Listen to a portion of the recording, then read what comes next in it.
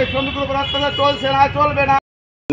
গত 27/10/2025 ইংরেজিতে বটতলা টিআরটিসি সংলগ্ন আমাদের এক অটো শ্রমিক ভাইয়ের উপর এক ইলেকট্রিক রিক্সা যার নাম সুজন বর্মন মিথ্যা মামলা করছে, তার নামে একটা আমজলি পেয়েছে।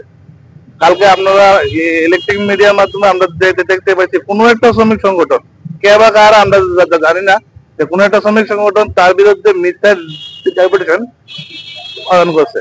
তো এই ধরনের মিথ্যা জাতীয় প্রতিবাদের বিরুদ্ধে আজকে আমরা পশ্চিম থানাতে আইছি, যারা মিথ্যা অপবাদ করছে তাদের বিরুদ্ধে কথা বলার জন্য, ওনার বিরুদ্ধে এফআইআর করবো এটা ওনার বিরুদ্ধে। কি কারণে করা হচ্ছে সেটা জানি না। আমাদের ভারতীয় মজদুর সংঘের ভিতরে কোন রকমের অপপ্রচার নাই।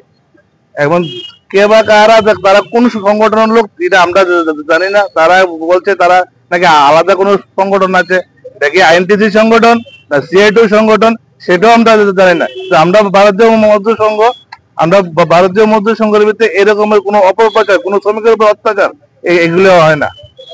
ভারতীয় মজদুর সংঘকে সরবরাহ করা তো প্রশ্নই ওঠে না। ভারতীয় মজদুর সংঘ সারা ভারত ব্যাপী, এটার ভিতরে অন্য কোনো সিআইটির মতন বা আইএনটিসি বা অন্য কোনো সংগঠন যদি মনে করে যে ভারতীয় মজদুর সংঘকে কালিমালিপ্ত করবে, এটা পারবে না ওনারা, এটা সম্ভব না।